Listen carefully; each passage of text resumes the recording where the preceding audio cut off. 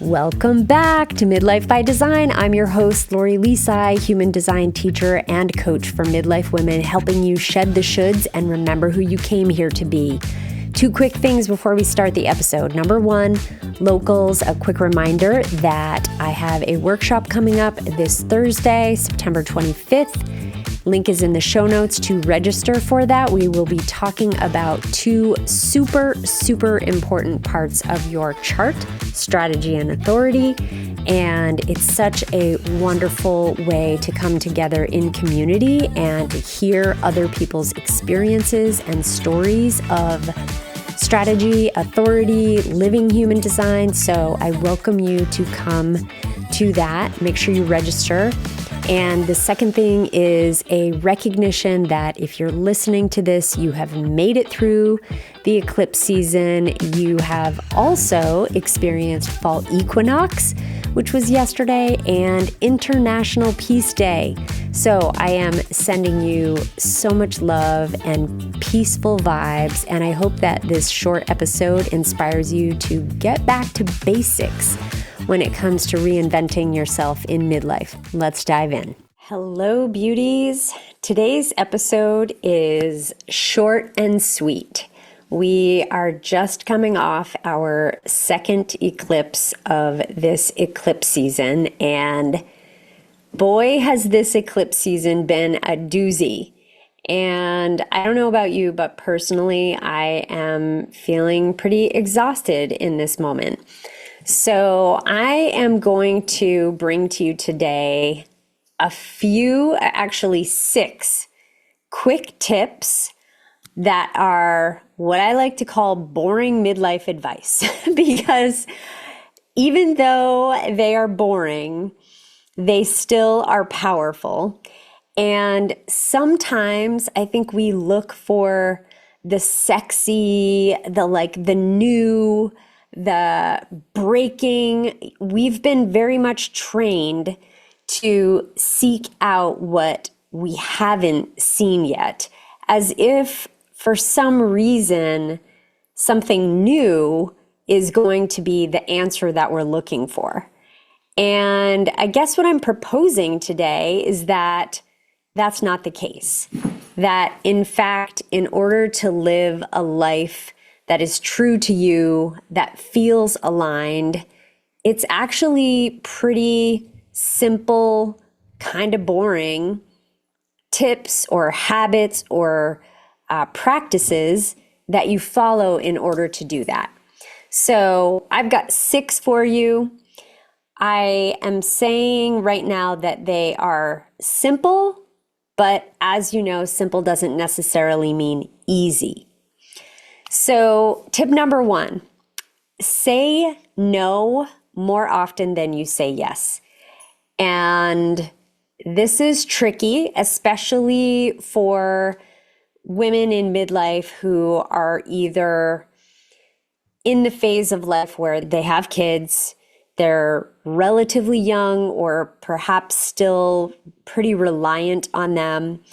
They're working a full-time job, and they're trying to be the best parent that they can be. They're trying to be the best daughter that they can be to their own parents. They're trying to be the best friend that they can be. They're trying to be a great coworker, or they see these years as like the prime earning years of their lives. And this leads to so many yeses that just end up overwhelming us. We are not meant to function the way our society has asked us to function. And the world, even though so many of us are waking up, continues to move at a faster and faster and faster pace and expect more and more and more of us. So my first tip is to start saying no more often than you say yes.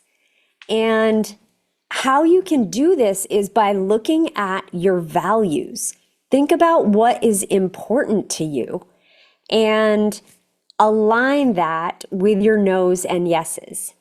And even better, your body is going to tell you what is aligned, right? We've talked about authority on this podcast. There are a few episodes I've done around authority. Number 2 is one, and I will link if there are others in the show notes. But using your authority to determine whether something is aligned for you or not is another great way to determine, what do you say yes to, what do you say no to? And sometimes you may be surprised what your body has to say, because you might think logically that you're excited about something, but your body just is giving you a no at that moment. And it could just be that you're overwhelmed, that you need some rest. And so even though it sounds amazing, it's just not a yes right now.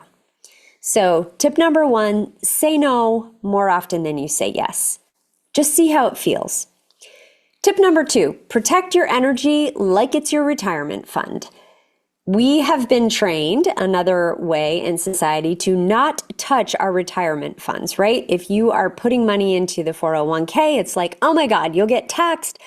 You can't touch it. It's so awful. Like, don't even think about it. And yes, the idea is to put some money away for later on in life, and that delayed gratitude idea. And you are doing it in a way that it's become habit, where you no longer are paying attention to the fact that you're doing it, right? It just like comes out of your paycheck, or you make a weekly deposit that's an instant transfer. So what I'm encouraging you to do is start protecting your energy the same way.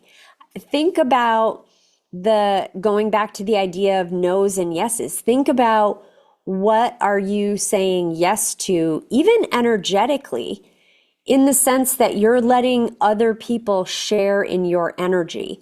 Or if you look at your undefined centers in your human design, where are you taking on other people's energy and identifying it with it as if it's part of you, as if it's something that you bring to the table?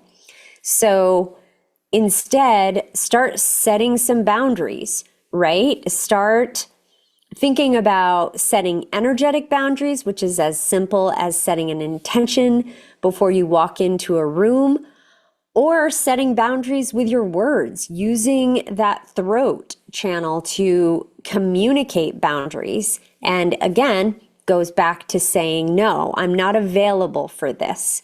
So protecting your energy. Number 3, rest before you crash, not after. This is classic capitalism conditioning, where the open or undefined will center, and honestly, everybody in our population has this conditioning of productivity equals worth.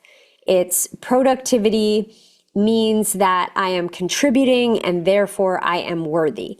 And because of that, we do get into the grind, right? We get up, we do all the things, like I was saying earlier, with the family and the parents and the kids and the coworkers and the friends and all of these things. We're always saying yes and just going, going, going.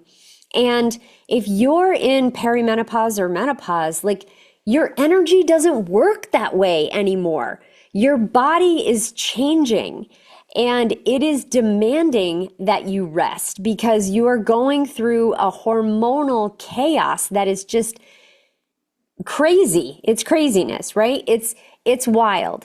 And while you are in that phase, your body needs rest. So instead of looking at how much can I cram into this week, it's more, how much can I do for myself? How much can I take care of myself?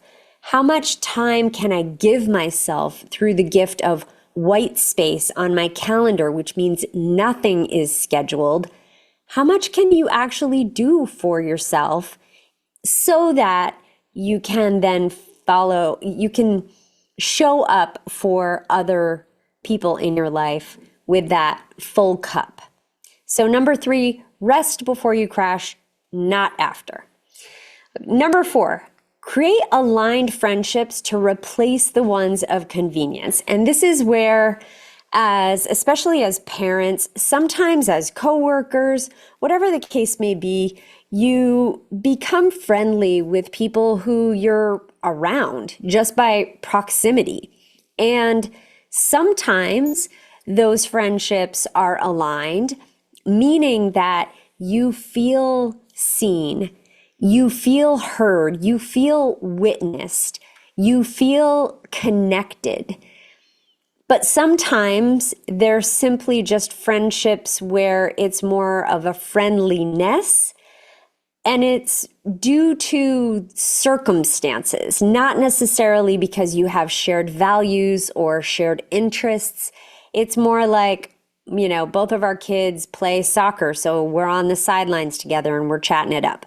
That doesn't necessarily mean that we have the same passions that we want to share or interests aside from watching our children play soccer. So I encourage you during this phase of renewal in midlife to start choosing friendships that actually align with you and with the person that you want to become. Who is the woman that you want to become, and how can you start surrounding yourself with other women who are going to both build you up as well as pull you up? Because maybe they are a little bit further ahead in the kind of game that you want to play, and you need a hand up. And so you're looking to surround yourself with those women as well. Women, men, whatever gender, just friendships, people who are going to support you and who are going to not only support who you are now, but who you are becoming. So tip number 4, creating aligned friendships. Tip number 5, stop outsourcing your worth to other people's approval. So this kind of goes back to tip number 3 about resting before you crash, but this is also more than that. It's not constantly looking outward for somebody else's approval to feel like you are whole. So how do you feel like you're whole if you're not looking for other people to validate you? Well, number 1, you know who you are. You know who you came here to be. And that's why I'm like a fucking broken record with this be who you came here to be, because it's truly your soul assignment. And if you've been doing somebody else's homework for your whole entire life and not doing your own homework, your soul's homework for your entire life, then you're off track. Okay? You are not passing the school of life. You are not succeeding in the school of life that you came here for. So it's time for you to study your human design, understand what is your energy as a human, as a whole human, as a spirit in this human suit. What is your energy? And then what are you here to do, be, experience? What are you here to gift the world? And when you understand that, which is the first step, then you can take steps toward actually being that. And that, my friends, is how you feel a deep sense of worthiness, because you are being who you came here to be.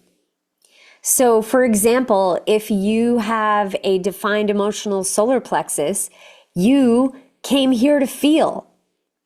And if your solar plexus is defined unconsciously, then it's about allowing yourself to feel in ways that maybe aren't necessarily the way that you would expect them to look. Like maybe you're not bawling at every Kleenex commercial, but maybe you're out moving your body and moving the emotion through your body because it's unconsciously defined, and that's about embodiment. Maybe other people think that you are emotional, but you don't necessarily feel that. But as long as you are connected to your body and moving that emotion through it, then you are embodying that defined emotional solar plexus, just as an example. So stop making your worth, who you are as a beautiful human, as a soul in this human suit, who you are dependent on somebody else's approval. Okay, and then tip number 6, last tip, is living your truth. And this is maybe a little bit of all of these 5 tips, but it's also about courage, I think, in all honesty. It's about being courageous enough for people to look at you strangely or to pass judgment, and for you to be so rooted in who you are that it just doesn't matter. Because, like I was just saying, you are being who you came here to be. You are living your truth. And that is the most important thing that you came here to do. It's not about living up to other people's expectations. It's not about the conditioning. We as humans are here on this earth to condition each other. And human design teaches us, as well as other things, that it's about deconditioning if we want to truly find that inner peace, that inner truth. And if we want to do our soul's homework, our soul's assignment. So midlife and this reinvention time, it's not about the snazzy, beautiful, new wave thing, you know, the millions of ads that you're being served up on social media telling you about all of the things that are wrong with you at this age. It's not about buying all of those things and trying to maintain the same look that you had when you were 20. It's not about, you know, trying to eat 5,000 grams of protein every day. It's not about trying to, you know, balance your hormones, which is not even really a fucking thing. It's not about all of those things. It's about these kind of boring, kind of simple guidelines that bring you back, because this is the time when you get to use that estrogen falling away. This is the time when you get to really focus on who you are. And I remember when I was teaching middle school that we used to do an identity unit, and it was one of my favorite units that we used to teach. And it was always so interesting thinking about middle level students talking about their identity, because in some ways in middle school, it really is the first time when you're breaking away from your parents and you are becoming your own person. However, it's also the time when you are being so heavily conditioned by those around you, by the friends around you, by the teachers around you, even by your parents, by your friends' parents. All of those people around you are conditioning you. And so that period of life, yes, you are developing into a young person, a young adult. But I think, honestly, it's not until you get to midlife, after you've sort of gone through all of the check boxes, like, okay, I went to school, I went to college, or check, I got my GED, or check, I went to a trade school, and then check, I got married, and then check, I had a family, and then check, I worked my way up in my career. Check, check, check. Then we get to midlife and we're like, oh shit, was I even on the right fucking checklist? Maybe not. And so this is your chance to recalibrate and go back to like, wow, what did I do when I was a really little kid? What did I used to love to do That's such a great place to start because that's the stuff that lit us up in a very innocent time of our lives when we weren't thinking logically about, hey, what lights me up? It was more, this is just what I'm drawn to, and so I go there. And midlife can be a time when we get back to that, which is part of the reason that I am so freaking jazzed to work with midlife women, because I know that there's so much beautiful potential during this phase of life for you to reinvent yourself if you can just have the courage to do it. So I hope that this podcast has given you some inspiration and has given you some courage to do some of these boring but very brave things, because this, in essence, is what it's all about. It's doing the boring but brave work that actually leads to those 1-degree pivots that end up changing our lives. And one day we wake up and we're like, holy shit, I fucking did it. Look at the life that I'm living and how different it is compared to where I was however long ago, 6 months, a year. I mean, this eclipse season may have blown through your life and ripped some shit out that you weren't very happy to see go, but I hope that eventually you'll be able to see how it helped you get into alignment.